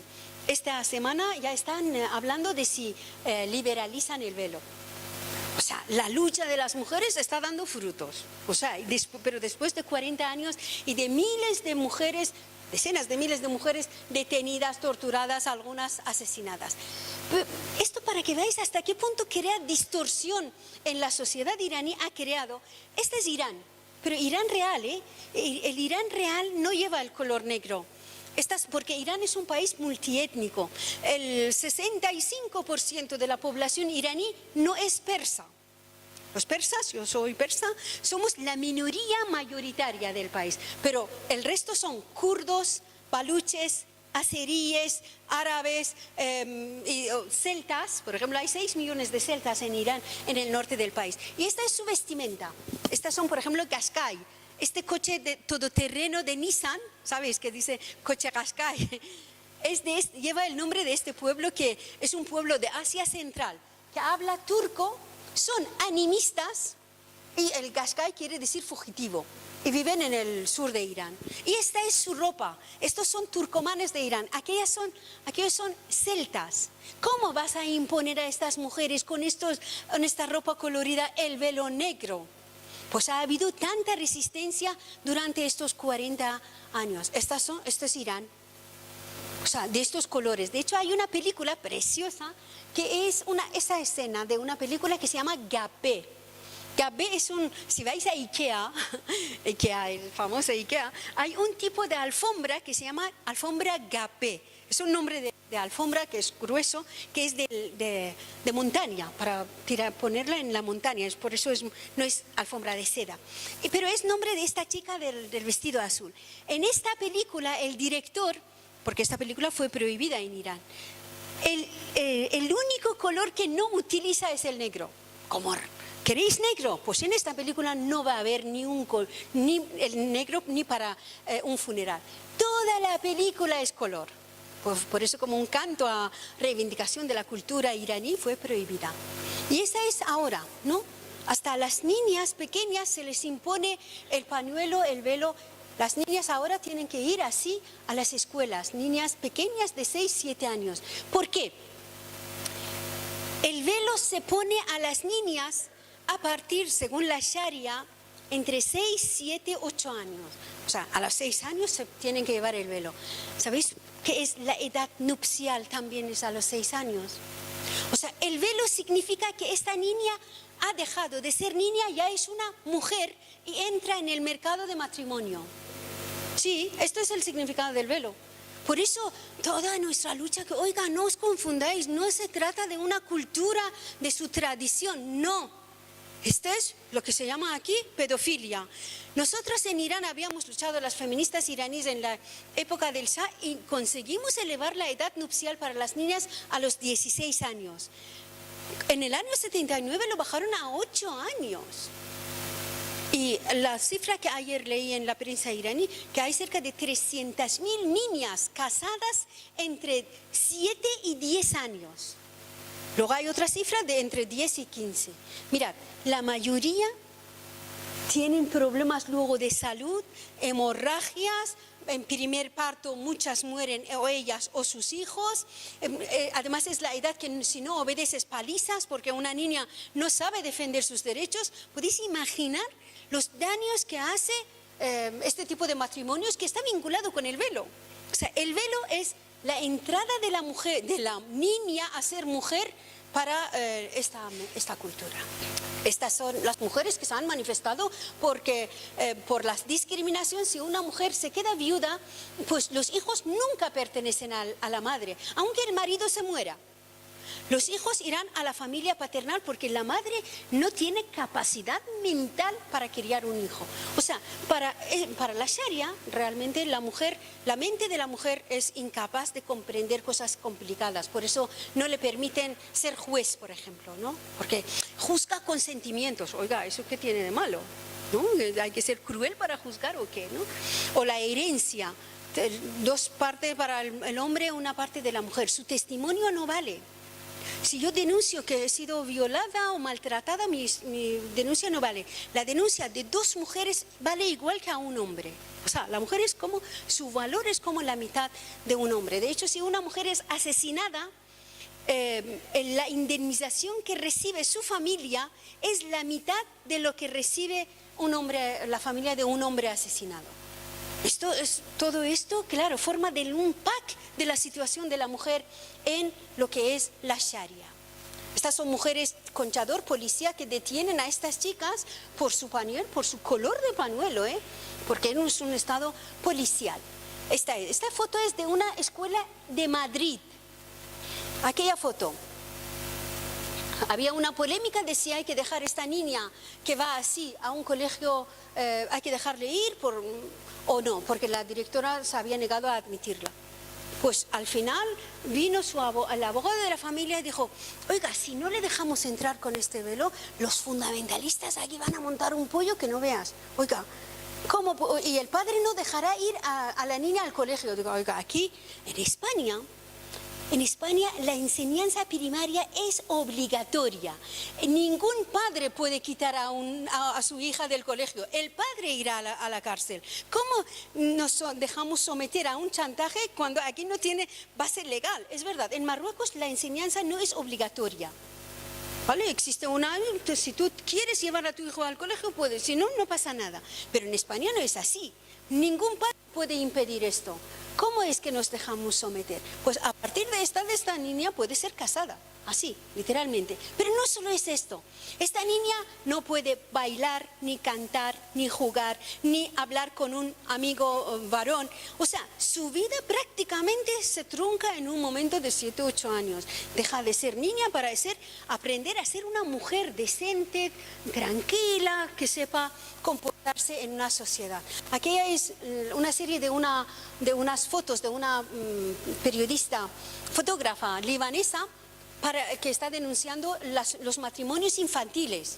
Eso, que a partir de los 8, 9, 10 años, las familias pobres, para deshacerse de una boca, pues entregan a sus hijas a los hombres mayores. Da igual que sean hombres mayores, a un hombre, da igual. Lo importante es la edad de la niña, no la de edad de él. Pues no puede a nivel social ni bailar, cantar, estudiar una carrera, porque la mujer representa la honra del hombre, ¿no? Realidad que estamos hablando de un sistema patriarcal. La religión, todas las religiones semíticas nacen de un sistema patriarcal. La mujer está al servicio sexual principalmente del hombre. Y esto lo dice tanto en la Biblia como en el Corán. Pero aquí, ahora vuelvo a esta mención de la Biblia y el Corán, pero ¿de dónde nace el velo? ¿No? Para que veáis que no tiene ninguna raíz religiosa. De hecho, el velo no es obligatorio en el Corán, ni es el símbolo de la religiosidad de la mujer. Hay un versículo en el Corán que la mayoría de los fundamentalistas lo ocultan. Nunca mencionan este versículo, que dice: la mujer que llega a la menopausia puede deponer sus velos. ¿Así? Quiere decir que el velo marca la edad fértil de la mujer. En el momento que tú dejas de poder tener hijo, dejas de ser interesante para un hombre. Por lo tanto, el velo no representa el Islam. Entonces, ¿cómo es que han vinculado esto? Porque este vínculo existe en el judaísmo. O sea, la mujer tiene que taparse para ser ocultado de la mirada de otro hombre. Es una guerra entre los hombres, no tiene nada que ver con el Dios. Es una batalla entre los hombres. El origen del velo en este espacio geográfico del mundo es el clima, ha sido el clima. Las mujeres y los hombres, este es un tuareg, es un hombre tuareg, para protegerse del frío, del calor, del viento, han tenido que taparse todo el cuerpo. No solo ellos, por ejemplo, los esquimanos también. Se tapan todo el cuerpo porque si no se congelan. Lo que llevan los esquimanos no es el velo, Es un gorro o un vestido. Pues esto en los países, por ejemplo, esto es Marruecos, Tuareg. Y esta mujer es de Gran Bretaña. Pasa lo mismo el clima de Gran Bretaña. Como hay mucha humedad, las mujeres que salen de la peluquería se ponen un pañuelo. Y no es símbolo de la religión, sino para protegerse del clima. Estas son las reinas iraníes de hace 4 o 5 mil años. Esta es Irán, ¿no? Hemos dicho. Lo que es importante es que en nuestra zona, en la zona geográfica, tanto del norte de África como en Oriente Medio, lo que llevan las mujeres y los hombres sobre su cabeza forma parte de seña de identidad grupal, porque somos muchos grupos étnicos que vivimos uno al lado del otro, es para distinguirnos. O sea, la vestimenta nos dice que yo sé que esta mujer es celta por su ropa, aquellas mujeres son kurdas, estas mujeres son del Golfo Pérsico y niqab, esto que lleva en la nariz, se llama niqab. No es el pañuelo que llevan las mujeres saudíes. Y solo lo llevan estas mujeres de una isla concreta del Golfo Pérsico y posiblemente son descendientes de los sumerios. Para que veáis que la antigüedad que tiene, estamos hablando de la época preislámica de hace 6.000 años. Estas mujeres son las kurdas, pero de Irak, no de Irán. ¿Por qué son de Irak? Porque no llevan ningún pañuelo sobre su cabeza. En Irán es obligatorio, ¿no? En Kurdistán de Irak ya no. Por ejemplo, estas son turcomanes. Este es Afganistán. Afganistán es un país multiétnico. Posiblemente tiene entre 100 y 150 grupos étnicos diferentes. Es como la India, más o menos, pero en pequeño. Estas son turcomanos, hazarés, y son diferentes, veis los rasgos que tienen, y se distinguen por su gorro, por su forma de vestir y pañuelos. Que el 60% de la población es palestina, refugiados palestinos, han llegado a este acuerdo para no chocarse, que los palestinos llevasen este pañuelo con puntitos negros y los jordanos lo llevasen con puntitos rojos, para no chocarse. Aquí el señor es turco, seguro, este señor es kurdo, este es pakistaní, este es un muftí de la religión sunita, es como ayatollah pero en sunita. Los ayatollas son chiitas, llevan turbantes, los suníes llevan este gorro blanco para no chocarse, ¿no? Estos son los kurdos de Irak. Pues pasa lo mismo con los pañuelos que llevan estas mujeres, forma parte de la indumentaria, ya no tiene ningún significado, quizás es como sari, ¿no? Que forma parte es complemento de la vestimenta para embellecer la ropa. Es como España, veis, también hay distinción étnica en la ropa. ¿Quién lleva chapela? Pues es vasco, ¿no? Sí, más o menos, ahora ya no se lleva, pero se llevaba. Estas son. Pero código para ser reconocido en un país como India, que hay muchos grupos étnicos, los que son budistas se cortan todo el pelo y llevan este color. Pero hay un grupo de hombres indios que nunca se cortan el pelo, que son los Sikh, para diferenciarse. No tiene, luego es verdad que dan un significado religioso, de higiene, de creencia, pero es para distinguirse, ¿no? Este palestino, estas son niñas, aquellas son mujeres pakistaníes. Y luego también el velo tiene otro significado, que es, el velo es una representación del patriarcado, es el dominio del hombre sobre todas las mujeres, da igual que seas guapa, fea, rica, pobre, de la clase alta, baja. Aquí tenemos a la Benazir Bhutto, que era multibillonaria, la ex primera ministra de Pakistán, de clase alta, vale. Pero aquí tenemos a una compatriota suya, que es pobre, seguramente analfabeta, que lleva el mismo velo, pero con 2 agujeros y seguramente más pobre, o sea, para que veáis. Pero Benazir Bhutto no podía ser primera ministra de un país musulmán sin llevar este pañuelo. Podéis mirar sus imágenes cuando está fuera, sin el pañuelo, en el momento que está en Pakistán lleva el pañuelo, porque si no, no le aceptarán como tal. Aquí tenemos a la Nur, ¿no? A la jordana. Estos son diferentes tipos en un país que no es el velo no es obligatorio, pero hay todo tipo de pañuelos. Y hay una cosa muy importante, lo que decía de Benazir Bhutto y la otra señora, aquí está más presentada. Esta señora era, ahora ya no lo es, se llama la Jequesa Mulla, que es la segunda mujer del emir de Qatar. Qatar, el país ¿no? que patrocinó Barça y que es uno de los, es la tercera reserva del gas del planeta. Pues es una dictadura férrea que patrocina al Estado Islámico, a estos que degollan, decapitan, es uno de los patrocinadores. Esta señora tan guapa, en todas sus fotos la veréis su cabeza cubierta por un sombrero, un gorro bonito. Ella, lo que representa esto en su cabeza, es exactamente lo que esta señora, que es una inmigrante marroquí en España, es lo mismo que representa esta. Lo que pasa, el pañuelo de ella no nos gusta, porque posiblemente es de todo a 100, ¿no? Estas tiendas baratas. Lo que pasa es que a ella nos encanta porque es de Chanel, vale $10.000, ¿no? El estatus de esta mujer y esta son exactamente iguales. Esta ahora es la segunda mujer de Qatar, porque hay una tercera de 16, 18 años, y ha sido, con todo su dinero y riqueza y guapa, no sé qué, ha sido menospreciada por un hombre cuya ley y cultura le permite tratar así, igual que a ella, da igual. Lo que pasa, ella seguramente no tendrá dinero para coger un piso y marcharse, y ella sí, se ha trasladado a Londres y vive ahí felizmente con sus hijos. Esto se llama aporofobia. Aporofobia es el miedo, rechazo a los pobres, no es rechazo, xenofobia. Yo en esto no lo creo mucho, por eso digo, también estoy en contra del término islamofobia. Esta mujer es musulmana. Cuando llegó a España, bueno, aquí los hombres del gobierno se peleaban para darle la mano, porque además es muy guapa, tiene orígenes perso-india. Pues exactamente está sometida con las mismas leyes de no poder cantar, bailar, no tiene custodia sobre sus hijos. Es una mujer a la que se puede repudiar y ella sin derecho a replicar, exactamente como esta. Lo que pasa, tenemos diferentes visiones cuando vemos una mujer pobre, un hombre pobre, que no es la cultura islámica, no es el rechazo al Islam, sino nuestro rechazo es hacia las personas pobres, ¿no?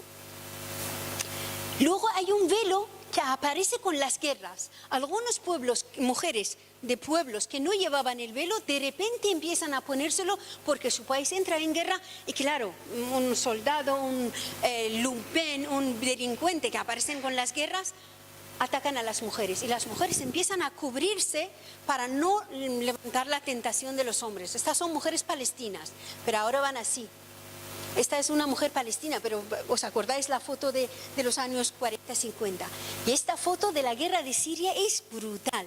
Es un bombardeo en una ciudad siria y, claro, veis la vestimenta de los hombres. Los hombres pueden huir, incluso tienen las manos libres, pueden agarrar a un niño y salvarlo. Y la mujer tiene que agarrarse el velo para que no se le caiga en el medio del bombardeo. ¿Por qué? O le castiga el Dios en la otra vida, o incluso aquí, o le castiga el Estado Islámico que está por ahí, le mata por no llevar el velo. Ella tiene un familiar. O sea, incluso en el medio de la guerra, el velo es un problema para estas mujeres. Hay otro tipo de velo que se llama, yo le llamo el velo militante, y es propio de las mujeres inmigrantes que en Occidente, que han estado muchos años sin el pañuelo y de repente, sobre todo cuando George Bush empezó la guerra, lanzó la guerra contra Irak y Afganistán y habló del choque de civilizaciones. En pocas palabras se refería que, mirad, en Oriente Medio todos esos países musulmanes son una pandilla de bárbaros y subdesarrollados. La civilización está aquí, por tanto tenemos derecho a atacarles, a civilizarlos, porque si no vendrán aquí y acabarán con nuestra civilización.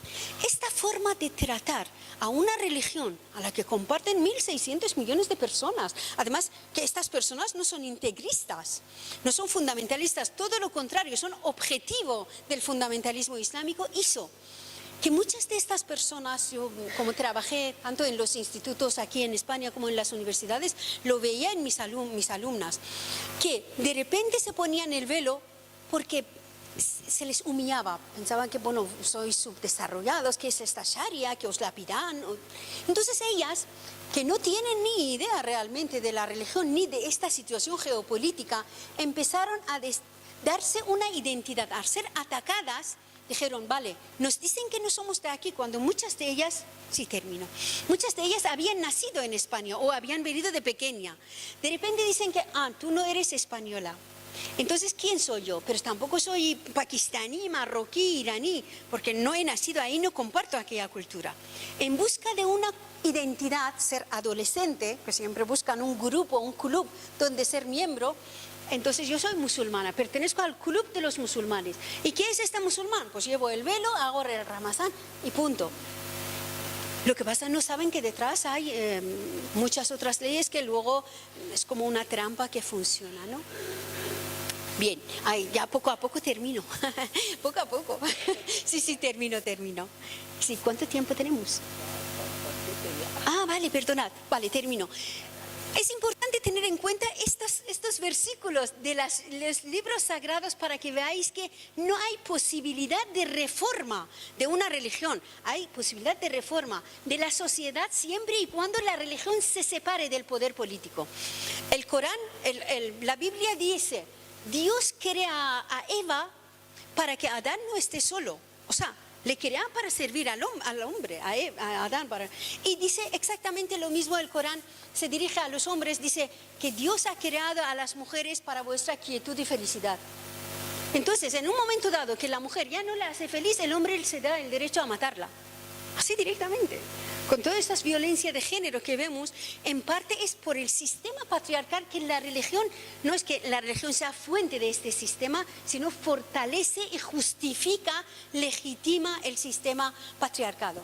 Mirad, la escena de la boda cristiana, es muy simbológico esto, que la mujer, cuando la niña antes de casarse está protegido por el hombre, y luego es entregada de un hombre a otro hombre, que es el marido. Y luego le levanta el velo como el tema de la virginidad. O sea, todo es una escenificación. Y ahora con estas películas que están poniendo en las televisiones privadas, todas las niñas quieren tener su vestido de boda, de novia, y quieren casarse de este modo, ¿no? Bueno, como no nos dan tiempo, dicen que tenemos que terminar. Terminamos. Vale. Bueno. Esto es también importante tener en cuenta esto, que la Biblia dice, la mujer ha de tener una señal del dominio del hombre sobre su cabeza. El hombre también. La kipa que llevan los hombres judíos sobre su cabeza es símbolo del dominio de Dios sobre los hombres.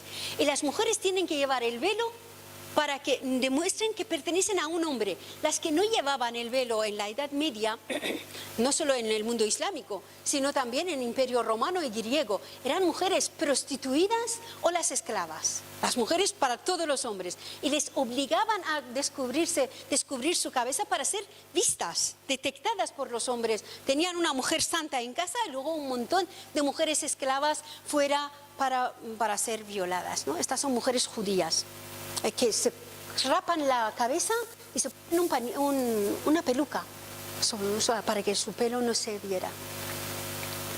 Bueno, termino casi, y termino aquí, ya está, ya termino de verdad. Mirad, esta escena es interesante.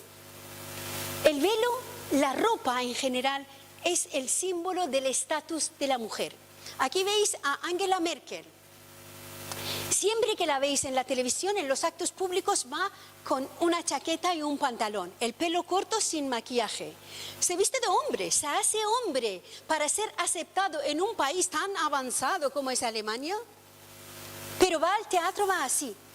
Esta es Angela Merkel entre los hombres. No hay gran diferencia entre esta mujer con burka y aquella señora, porque a ninguna se le autoriza a ser mujer, ¿no? Está dominado por un pensamiento masculino. Y aquí tenemos a la fallecida, ¿no? Había un protocolo en el Día del Pilar, la celebración del Día del Ejército, que dice que los hombres, el protocolo es de principio del siglo pasado, dice que los hombres en esta ceremonia tienen que llevar pantalón y chaqueta, y las mujeres tienen que llevar falda larga. ¿Y qué hacemos si la ministra es ministro y es mujer? ¿Qué hacemos aquí? Pues se apareció como hombre, porque hubo tantas presiones por parte del ejército, porque los ejércitos son, podéis imaginar, los militares lo machistas que son, la mayoría. Entonces se vistió así como si fuera un hombre. No se atrevió, porque ella siempre tenía el pelo suelto. No lo hizo por la presión. Para que veáis que Afganistán, España, Alemania, el grado del patriarcado es, la diferencia que tiene es la dosis. No es más, ¿eh? Y estas fotos son de una fotógrafa iraní que dice la relación entre el velo y planchar. Porque en español decimos, ¿quién lleva los pantalones en tu casa? Quiere decir, ¿quién manda en casa? Porque los pantalones son símbolo del poder, la autoridad. En espacio público, la falda y el velo es para quedarse en casa. Y como no me dejan terminar, pues termino. Tenía más cosas, pero para 7 horas más de charla, solo para que veáis las fotos. Bueno, mirad lo que había preparado, ¿no? Bueno, sí, termino. Sí, luego si tenéis preguntas... Efectivamente, en realidad no es que no la dejemos terminar, sino que seguramente se ha levantado mucha curiosidad y no queremos perder la oportunidad de que se hagan preguntas. Sí, por favor, podéis hacer las preguntas. Gracias.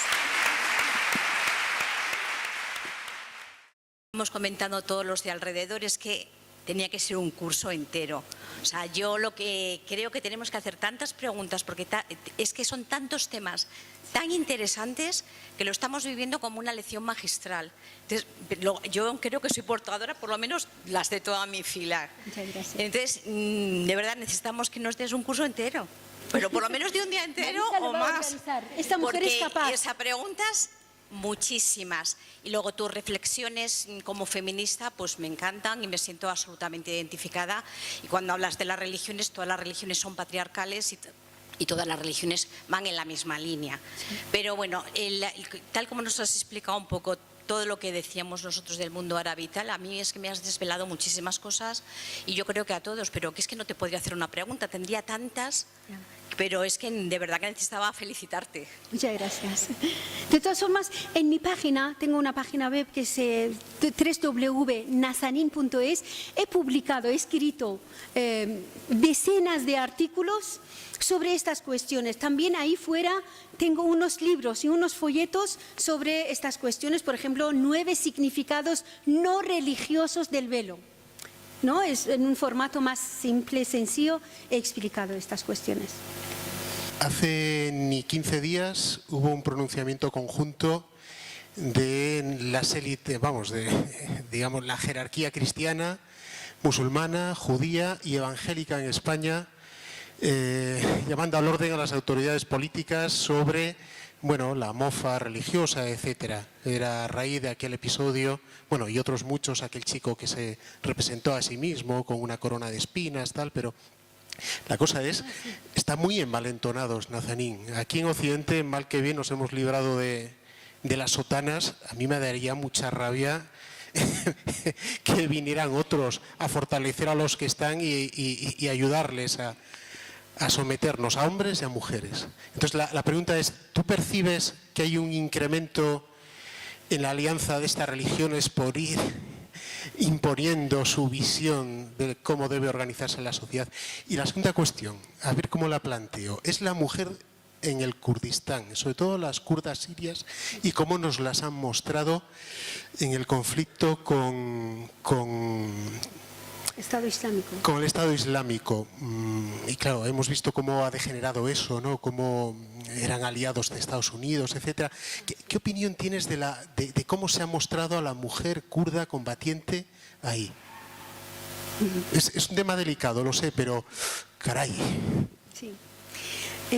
Respecto al tema de la alianza de las civilizaciones, mirad, yo he publicado 3 o 4 artículos al respecto, lo podéis encontrar en las redes sociales, cuando hace como 10 años se planteó el tema de la alianza de las civilizaciones como una alternativa a choque de civilizaciones lanzado por Bush. ¿No? ¿Os acordáis, no? Que Bush dijo que hay un choque de civilizaciones, la civilización occidental, que es progresista, humana, desarrollada, contra la civilización de ahí, que son unos subdesarrollados bárbaros. Ahí hay un truco. Primero, que confunden la religión con la civilización. La civilización es muy amplio. La religión es una creencia, es una visión sobre la creación del mundo y tiene que ser privado y personal, no poder político. Entonces, ante el uso instrumental que hizo Bush del tema del Islam y en favor del cristianismo, en Occidente, los partidos socialistas del Occidente se unieron para invitar, crear en hoteles de 5 estrellas, pagados, comida, cena, coches fantásticos, a muftíes, ayatolás, sacerdotes, para que se reuniesen en los hoteles, se dieran besos y manos y dijeran qué magníficos son ellos que están en alianza. Cuando ahí en Oriente Medio, incluso los musulmanes, un grupo musulmán chiita, financia a un grupo para que mate a los sunitas. Pero en lo que decía Paul Valéry, un escritor francés, dice: la guerra es aquella masacre organizada por parte de quienes se conocen, no se matan, para que se maten aquellos que no se conocen. Y es así, estas personas que aquí se abrazan, se dan besos en nombre de la Alianza de Civilizaciones, luego organizan a estos grupos para que maten a la gente civil. Lo que han hecho, mirad, aquella foto de la niña madrileña con el pañuelo es lo que usted ha dicho. En el momento que entra esta niña, Esperanza Aguirre entonces era alcaldesa de Madrid. Ella dijo, como es liberal, dijo que no, esta niña no tiene que entrar en la escuela con el velo. Pero luego deja las cruces en la escuela, o sea que no es por una visión equitativa. Lo que sucedió en otro lado fue increíble, que la Iglesia española católica apoyó la entrada de la niña con el velo a las escuelas. ¿Por qué? Porque se unen la mezquita, las iglesias, los sacerdotes de todas estas religiones, se unen para comerse los espacios laicos, pero luego se pelean por un espacio como en la mezquita de Córdoba. Por si es para uno, si es para los musulmanes o para la iglesia. Pero cuando tienen que acabar con un espacio laico, se unen. Y esto es lo que se llama la Alianza de Civilizaciones, que yo absolutamente estoy en contra de este tinglado, porque es tinglado. No tiene que estos sacerdotes digan que están muy bien, que están felices uno con el otro, no acaba con estas guerras que bajo la bandera de la religión han organizado y van a organizar. Por eso esto de poner esta denuncia a este chaval me parece absurdo, y eso es una regresión, no solo es a nivel de España. Mira, en el momento que Estados Unidos o el Occidente empieza a utilizar, como expliqué, la religión, la extrema derecha religiosa, cristiana, judía e islámica, para repartirse el mundo contra la Unión Soviética de entonces, financian a estos grupos, se unen, empiezan a utilizar la religión para arrebatar los derechos de libertad, libertad sexual, libertad de vestimenta, libertad de expresión que habíamos conseguido. Y si no nos ponemos a mantenerlos, a preservarlos, eso se perderá. Mira, en nuestra zona esto se ha perdido, no porque no quisimos, sino porque sus fuerzas eran mayores que las nuestras, porque aplastaban. Aquí encarcelan, ahí ejecutan. La diferencia no es mucha, pero aquí no pueden ejecutar de momento. ¿Vale? Todo esto. Y sobre las mujeres sirias o los kurdos, también publiqué hace tiempo un artículo sobre esto, porque sabía que era una polémica, para que los demás sepáis que en Kurdistán de Siria los kurdos de izquierda han creado una autonomía. Aprovechando la debilidad del gobierno de Bashar al-Assad, han creado una autonomía kurda, que es lo importante de esta autonomía, que era de izquierda, porque si fuera una autonomía dirigida por las fuerzas de derecha no tendrían muchos problemas. Entonces, ¿qué ha hecho? Turquía ha invadido Siria, está bombardeando en estos momentos, desde hace un mes, la zona kurda de Siria. Han muerto cerca de 2.000 personas civiles y no ha salido en ninguna parte de la prensa, o poco. ¿Qué ha hecho? Habla de por qué se han unido con Estados Unidos. A esto se refiere como la izquierda. A ver, los kurdos de Siria tuvieron este problema, este error gravísimo, que se unieron no solo con Estados Unidos, sino con Israel. O sea, tú no puedes ser progresista, unirte a un país como Israel, que mata bajo sus bombas a los niños de Gaza y luego pensar que esto van a apoyar una autonomía de los kurdos. No, ahí lo que quiere Israel es desintegrar Siria, convertir un país poderoso, grande, árabe, musulmán, Siria en pedazos. De hecho, este es el objetivo de las guerras de Oriente Medio, en Libia, en Yemen, Afganistán, Sudán, Irak y futuramente, seguramente, Irán. El objetivo de estas guerras es dividir estos estados poderosos, convertirlos en mini-estados, para poder controlarlos mejor, como se hizo con el Imperio Otomano en la Primera Guerra Mundial. Todos estos países que Qatar, a Libia, Líbano, Siria, mini países, son frutos del colonialismo inglés y francés.